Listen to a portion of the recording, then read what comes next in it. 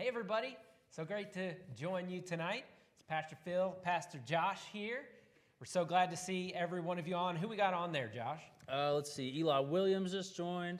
Sam Koreski just joined. Lou Ortenzio is with us. Big Lou. Emily Marazzi, Meredith Rogers. Let's see who else is joining in with us.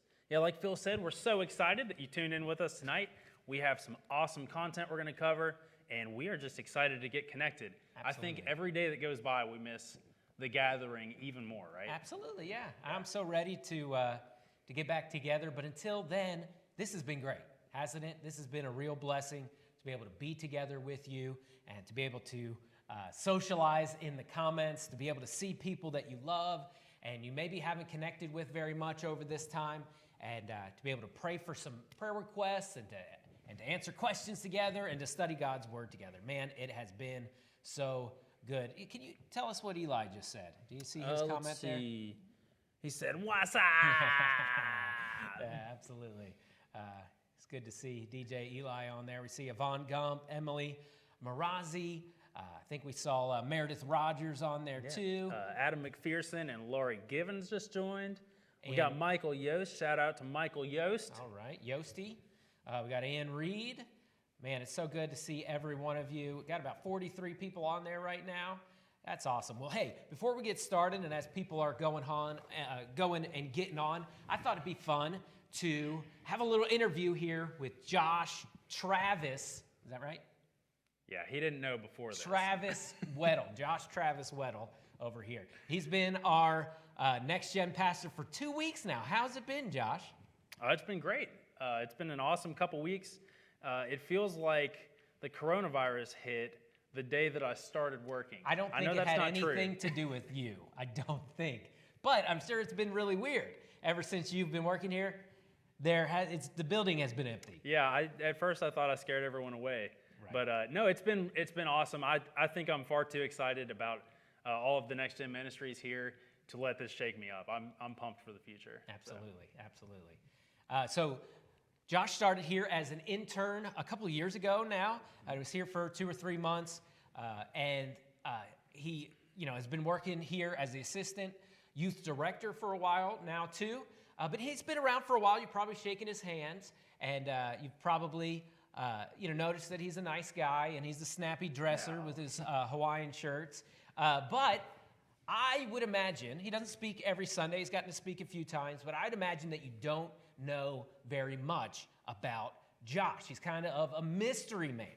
So I thought I'd ask you some questions, and we could see if you could answer them down below, okay? And then we have a little bit of delay here, so we won't be able to see your answers right away, but we'll see who knows Josh Weddle the best. And Candace will let you get in there. If you're able to watch, you might learn some stuff about Josh. I don't know. No, I'm just kidding. Maybe so. Yeah, but okay, here's the first question. You answer it down in the comments. Where was Josh Travis Weddle born? Where was he born? I'm counting on you guys. I feel known here. You might change my mind here, though. You got to see some people get the answer here. Josh has to remember the answers to these questions, too. Yeah. All right, here's what's next. What is his favorite baseball team? What is Josh Weddle's favorite baseball team? See how well you know your new pastor. First we have, where was Josh born? Answer that. And what is his favorite baseball team? Let's go see. We have any answers coming in yet? Yeah, we do. Ooh. Should we go ahead and cover that? Well, we got Lisa who said Georgia. Yeah. Carly said a hospital. Wrong. It was actually the back of a Chevy Astro minivan. Yes, back of a green minivan. Green in color. That is all false, but I'm pretty good. I did see a right answer. Did you see it on there? This kind of isn't. Was close. She thought she knew me well enough with the Georgia, but I was actually born. Samantha Koreski got it in Tennessee. Woo! I was born in Murfreesboro, Tennessee, just outside of Nashville. All right, good old Tennessee boy. That's why I'm a music man. Yep. And we got our his favorite baseball team. I saw someone on there. Atlanta Braves. Brett Harbaugh got that right. Atlanta Braves. All right, here's the next question. We've got a couple more here as we're getting on. Thought this would be fun, and then we'll jump into the content for tonight. But does he have any siblings? Does Josh Travis Weddle have any siblings? You get bonus points if I do have siblings, if you If. can say how many siblings I have, All right. and when they were born, where they were born, how old they are, and what their careers are. And what color the Chevy Astro van they were born in was. All right, next question. Where is he graduating from? Where is he graduating from? All right, here's the last one, and then we'll go back and look at those answers. What is his favorite genre of movie? What is his favorite genre of movie? Do we have any answers, Josh, there? Yeah, on let's his- see. We've had a lot of other people join us too. Jessica Yost, Holly Heldreth is in the house, Carolyn Wilfong. Let's see, people are still answering. Eli said Miami Heat to the baseball team. That is wrong for a Eli's lot a of soccer different guy. reasons. Yeah, he doesn't know a lot about baseball. Carly Harbaugh knows a little something. She said that I have a twin. I do have a twin sister. That's right. But that's not it. Let's see. Lisa said I have a twin brother and sister. I think I know what she meant. I think Brett said what she meant, that I have a twin and He's a we'd triplet. be triplets. You know more about me than I do, Lisa. No, I have a twin sister and I have an older brother who is about 2 years older than me. All right, does anybody know what college he is graduating from? Man, the Hardballs know you pretty good. I'm seeing their know, name yeah. pop up there.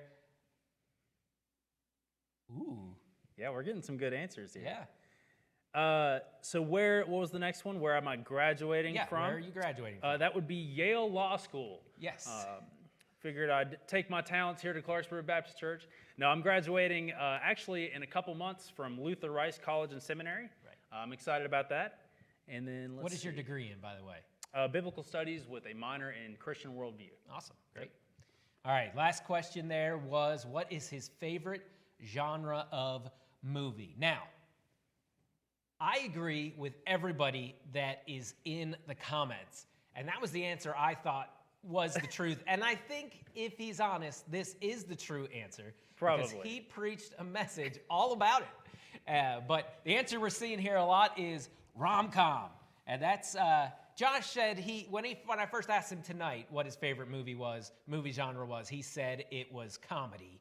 But I know he preached not that long ago, and he told us about his great love of Hallmark movies and Absolutely. comedy. So we're going to say the right answer is rom-com, even if Josh might maybe disagree a little bit. I'm not super opinionated, so you could change my mind. Keep dropping in the comments. You might sway me another direction. Hey, I love a good romantic comedy, just romance in general. I'm all about it. I do love those Stay movies. over there. Hey, look, I want to tell you real quick. That's a little bit about Josh. It's kind of fun just to learn a little bit more about our new pastor here. But I want to tell you this. I thought this was kind of cool. I was thinking the other day, what is my first memory of Josh Weddle? Because I've known Josh. I lived in Georgia for 5 years and was the youth pastor at Faith Baptist Church. And Josh was a teenager there, actually from the very beginning. He predated me at the church. But I remember my very first memory of Josh, and that was in the parking lot after a sermon. He and his girlfriend, Candace Scott. Candace Scott at the time. Candace Scott at the time. They came out and they talked to me and my wife, and he began to tell me all about how he thought he wanted to be in full-time ministry. He was probably 15 or something at that time. I'm going to be honest with you, I kind of brushed it off and didn't think it probably ever was going to come to Good for you. fruition. But God knows, and he saw what was in Josh, and we're so glad to be benefiting from that blessing there. So let's go ahead and pray. Looks like we've got everybody on. We got about 56 people in here together. Man, isn't it great to be gathered together, even if we can't be in the same room? So let's go ahead and pray, and then we'll jump into the content tonight. Dear Jesus, we love you. God, I pray for every single person that's watching. Lord, I pray tonight you would stir us up. I pray you would challenge us. God, I pray you really help us to take a pause here and a time out and ask ourselves, Lord, what are we saying yes to? What are we saying no to? And Lord, what do you want us to do with our lives? God, I pray for this country, Lord, as we've been encouraged to pray for, in this state especially, God, as the governor encouraged us to pray for, Lord, I pray that you would protect us, God. I pray you would stem the tide of this virus. God, I pray you protect people, Lord, I pray you protect our congregation, especially those that are older and those that have low immunity. God, we pray that you just do something big, God. Lord, we know that you can pull good things out of bad things, God. And we know there's a way that you could get great glory through this, Lord. And I pray that you would help us to see where we play a part in that, Lord. In your name we pray. Amen. Amen.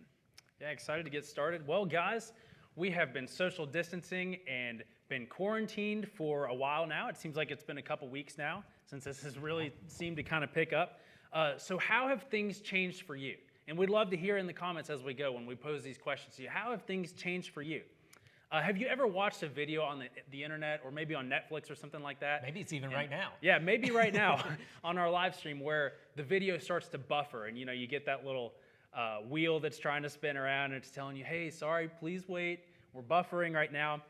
That's kind of what's happening in a lot of our lives right now, right? Mm-hmm. Our lives have been put kind of to a halt. We're in this buffering stage right now. So it's important for us to take a step back and ask ourselves some questions. What are we learning through this time?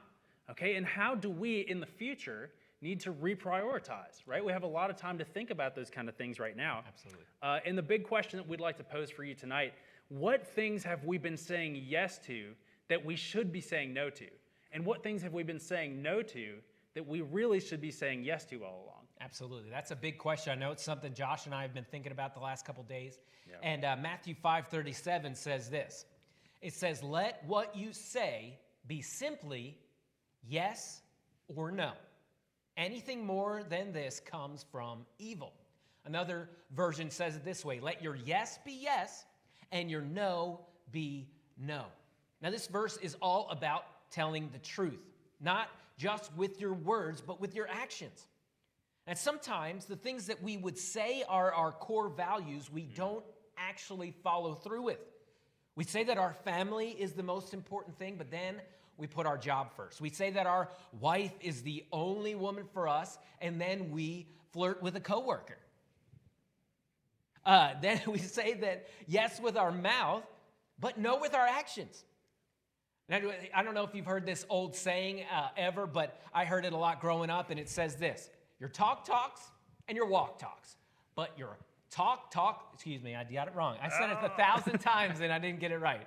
Let's try it again. And you know it at home. You say it out loud. You help me out. Okay? Your talk talks and your walk talks, but your walk talks louder than your talk talks. Woo! Yeah. Man, yeah, Phil is way better at it than I am. I tried to say it one time yesterday, and we just decided it was not going to happen on live stream tonight. And what we do speaks louder than our words, right? Absolutely, yep.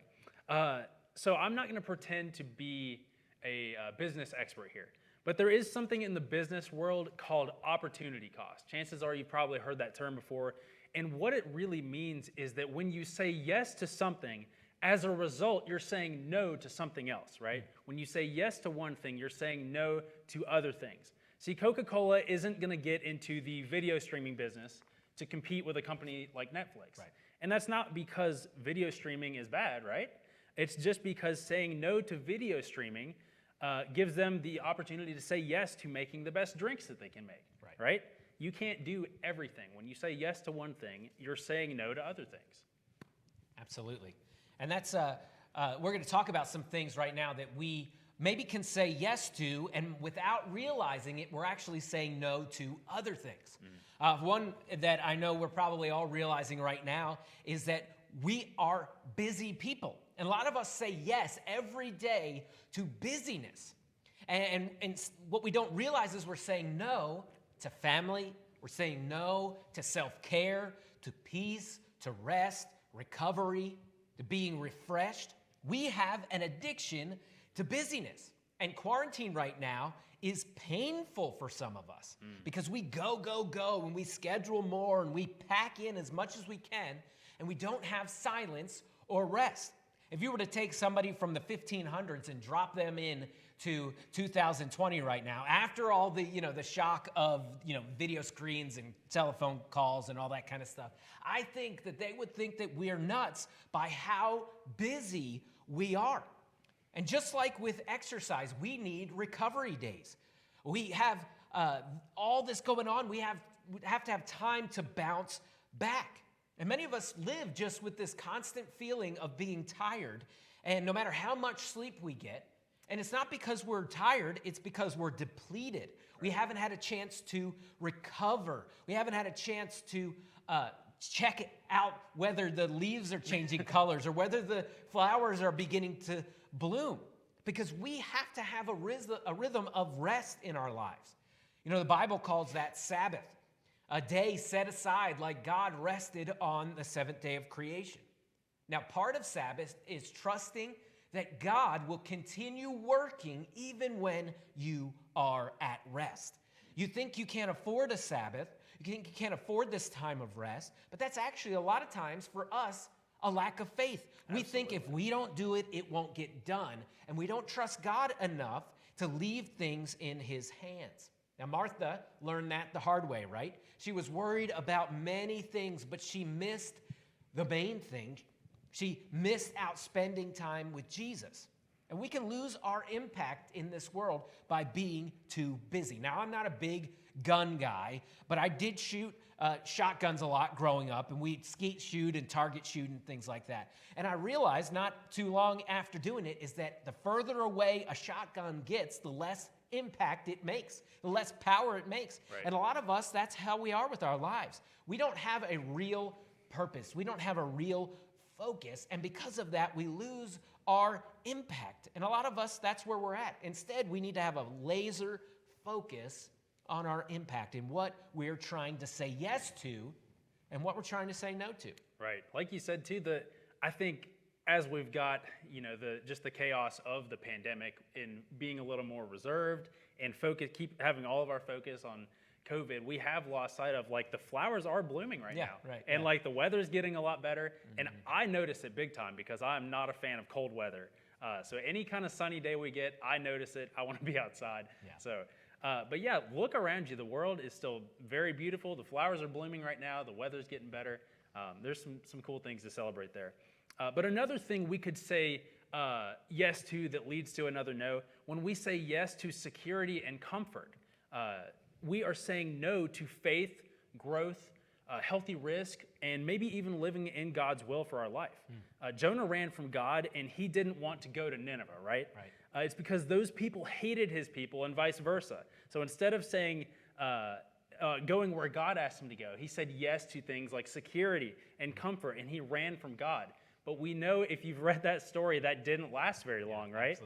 Absolutely. We have really no control over the safety of our lives. You can be as healthy and as careful as you want, but you could still walk outside and get hit by a bus or struck by lightning or something like that, to be as extreme as I possibly can be. But wouldn't it be better to just go ahead and say yes to following God's will rather than saying yes to security and staying within our comfort zones, to stepping out and saying, hey, God's got this. I'm going to say yes to faith, to growth, to doing what God asks us to do. Yeah, when we say yes to our plans, how many planners we got out there, right? That this time right now is just driving you nuts. And too many of us, we say yes to planning, and we miss out on being present. Many of us either live in the future or we live in the past. And not many of us actually live in the present. And I'm going to tell you something. This is kind of weird. Your next, several weeks at the very least have all been canceled. Done. Everything that was on. I had Valerie, was talking through our church calendar, and I'm like, I don't know. What's left? It's all canceled, I mean, not all of it, but for the next month, the things that we're looking at, it's we're just going to have to see what's going on. And if you're a planner, that can be a hard thing for you. You've got no vacations to plan, no projects to plan. But instead of constantly thinking about what you need to do tomorrow, why don't we use this time to ask ourselves, what is the most important thing in the world that I could do right now? Be present. Be where you're at. Don't miss the moments. Yeah, another really important one, when we say yes to me, when I say yes to me, we say no to others. When we say yes to selfishness, we're saying no to selflessness. See, when I choose to serve myself and my own fulfillment before other people, I'm really missing out on big opportunities to love my neighbor, to serve other people, and to act selflessly in a time where that is very, very important. Think about as we continue to look at our moment of crisis here, this global crisis that's going on. Compare it to Jesus' moment of crisis. Look at what Jesus did in his moment of crisis, right? Hours before he was crucified, what did he do? He literally got on the floor and began to wash the feet of other people. Right. Okay, he elevated other people in his, this moment of crisis as he was about to go be tortured on a cross. And these were people who were about to betray him and deny him. But Jesus said no to self and yes to others and lifted others up. Absolutely. And this is all about being honest with who we really are, not just who we think we are, not living in self-denial. Are your yeses, the things that you think you're about, are they really yeses? Is what you're saying yes to what you think you're saying yes to? We need to be honest with ourselves about what our real values are. We can hang signs on our wall that say faith and family and friends, but is that our real priority list? Or should it say, money and popularity and comfort? And that wouldn't be popular. I don't think they sell that sign at Hobby Lobby. But that might be the truth, right? Or maybe it's even just, here's our list that we would hang on the wall. Self, self, self. Yeah, for sure. Let's be honest with us where we're at. We can put verses on our walls that, as for me and my house, we're going to serve the Lord. But does your life actually look like that? Look at your schedule. Look over the last 6 months, the last year. How much time have you really put into those things? Are your yeses really yeses? Are they what you think they are? Yeah, so what if we really, as a group, really took a step back and actually took inventory right now? What are your priorities? List them out. What are your core values? Your priorities, your core values. You could even find a piece of paper and work on that right now, or open up a Word document and split it. Try to list out those things. What would you say your priorities are and your core values in those things? See, pre-coronavirus, before all of this happened, did your schedule actually reflect what you're going to say is the most important thing? Did your schedule then reflect it? What did your life say was most valuable? Forget about what your mouth says or what you type on in your Facebook posts. What does your life say is the most valuable thing to you? I've heard it said before that oftentimes people spend their entire lives climbing this ladder of success only to find out at the very end they had it leaned up against the wrong building. I think that's a good thing for us to kind of evaluate within ourselves. Are we climbing these endlessly long ladders of success just to find out that it's ultimately meaningless, what we've been working towards? Can you imagine spending your entire life working, climbing that ladder, getting to the top and realizing, man, this really was kind of worthless. This was meaningless. Yeah, absolutely. We've heard it said that time is money. And that's true. Why? Because what you spend your time on is what is the most valuable to you. Harmon Okinyo says, time is a currency you can only spend once. So be careful how you spend it. Thoreau said it this way. He said, the price of anything is the amount of life that you spend on it. That's good. So it's easy for us to look at our lives and kind of, figuratively write our own autobiography. And we can paint a picture of who we wish that we were when we look back, right, who we hoped we would be, maybe even who we knew that we should be. When we were younger, we said things like, well, when I'm a husband, I'm going to be this type of husband. When when my parents are older, I'm not going to be that type of daughter like that person is over there. Or when I'm a father, this is the type that I'm going to be. But what if instead a biographer wrote your story for you? And he was completely honest, and he just put all the facts, the bare facts out there for you. Would your story look the same as you think it would look, as the picture that you would paint? Have you said yes to the things that you know you should have said yes to? Have you said no to the things that you should have said no to? Is who you are who you wanted to be? Yeah, there's this example. If you've ever read John Piper's book, Don't Waste Your Life, there's this very daunting section at the very beginning. It's really convicting and challenging.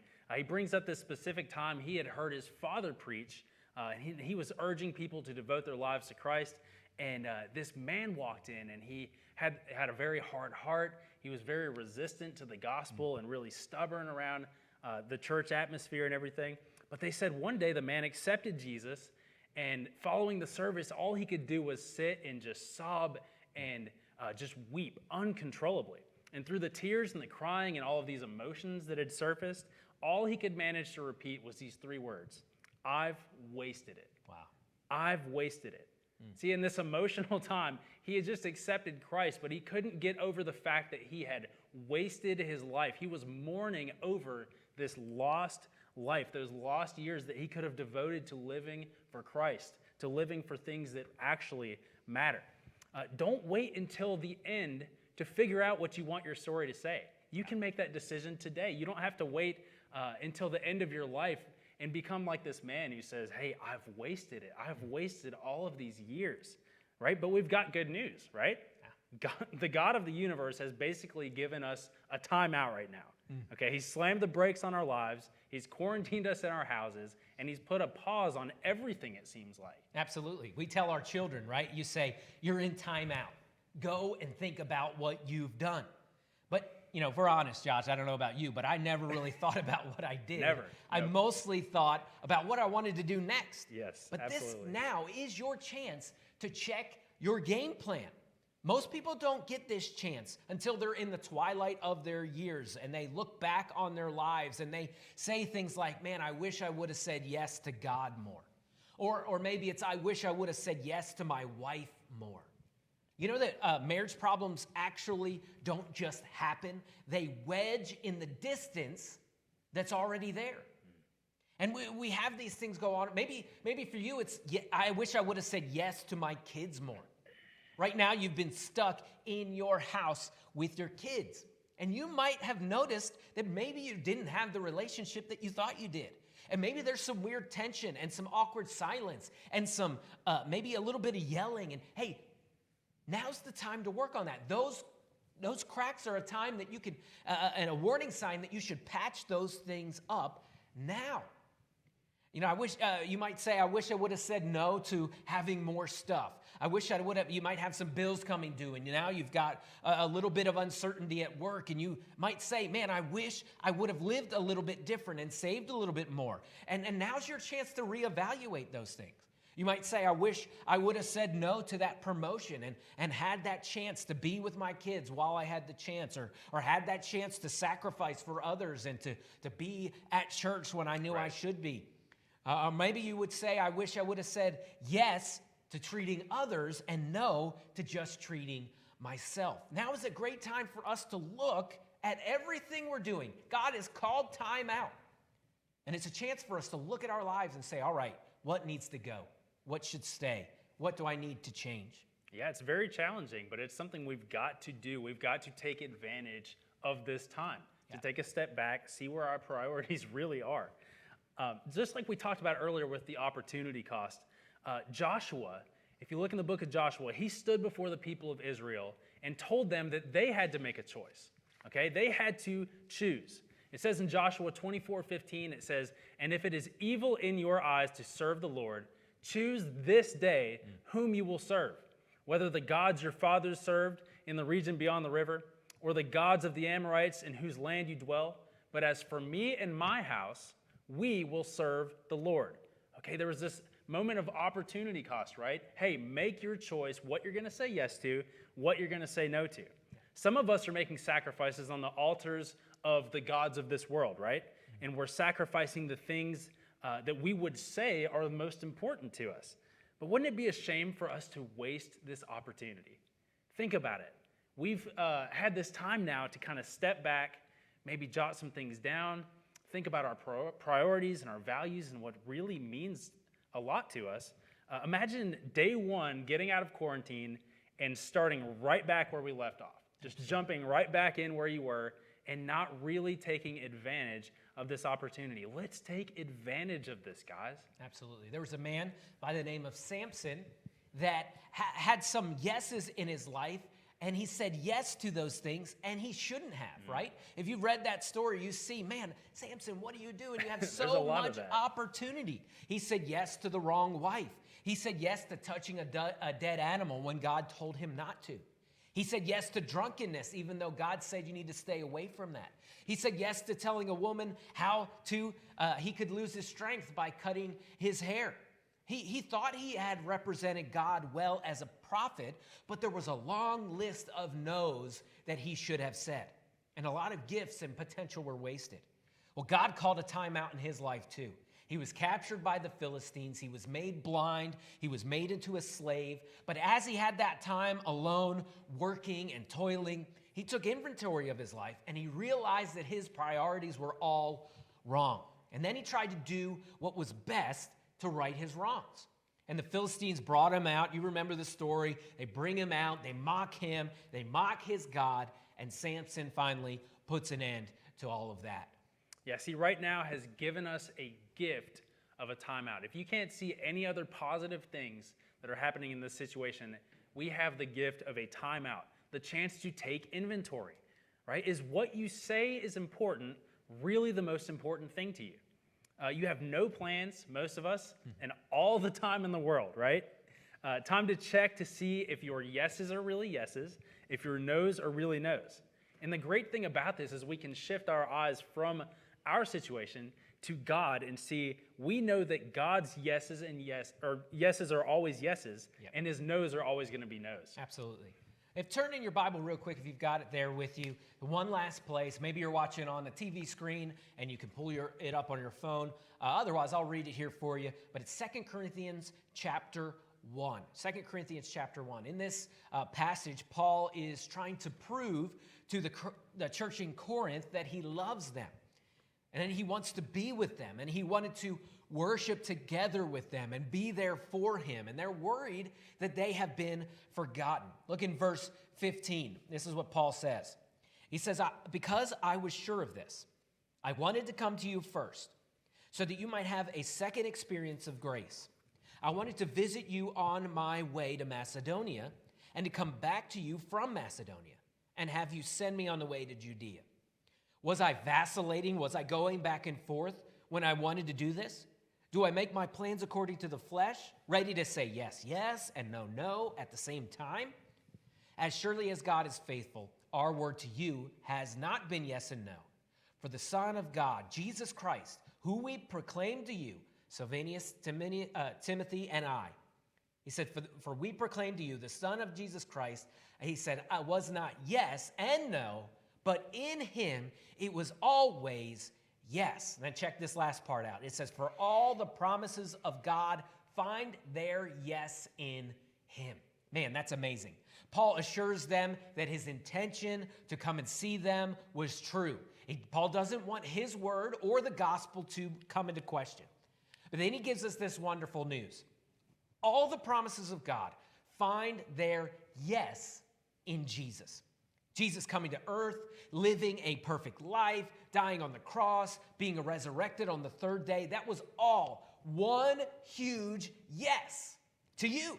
That's awesome. Yes, God wants a relationship with you. Yes, God wants to spend time with you. Yes, Jesus loves you. Isn't that amazing that we have all these promises in God's word and God is saying yes, yes, yes, because God's yeses always mean yes, and God's no's always means no. And we can trust when God says no, that it's for our good. So what about your yeses and no's? Is what you say is most important, what you wish was most important, what you hope is important, is that really what's most important to you? Is who you think you are really who you are? Are your yeses yes, and are your no's no? Now, we can't do everything because every opportunity has a cost. So we have to choose wisely. Yeah, what a challenge this is. Amen. Seriously, working through this, it is so challenging, so convicting to just tell myself, hey, I need to take a step back, realize what am I saying yes to, and in turn, because I'm saying yes to this, what am I saying no to? How am I allocating my time? And this needs to be something that we carry in our minds beyond tonight, right? And beyond the coronavirus, and beyond next week, and beyond next year. This has got to be something that's real to us all the time, something we can always come back to and say, hey, where are my priorities? Or what I'm saying my priorities are, is that really, what is my life saying that, right? Yeah, absolutely. We've got one of our top fans, Michael Koreski, he's here in the building with us too, but he commented down there at the Catalyst conference that we were able to go to. A lot of our leaders from the church council went, and he has a quote here. It says, "What does a person look like who learns to live one day at a time with the backdrop of eternity in view?" Man. Time is just on loan to us. It will all be called back. Eternity is a gift, and we have been given an eternity. How are we going to use our time on this earth? Isn't that amazing? Yeah, that is incredible. That's some good thoughts. Yep. We've got, I see Pastor Dale Prather there that was watching with us there. Doppler Dale. Doppler Dale, yeah, a former pastor, one of my coworkers back in Faith. Josh is a middle school pastor for a long time. So great to see him. Yeah, we got Kim Koreski joined, Steve Shingleton, Jessica Haynes, John Oliver was in the house. Oh, wow. Man, this has been an awesome talk. It's been really challenging. I hope that it's been uplifting and encouraging to you wherever you're at today.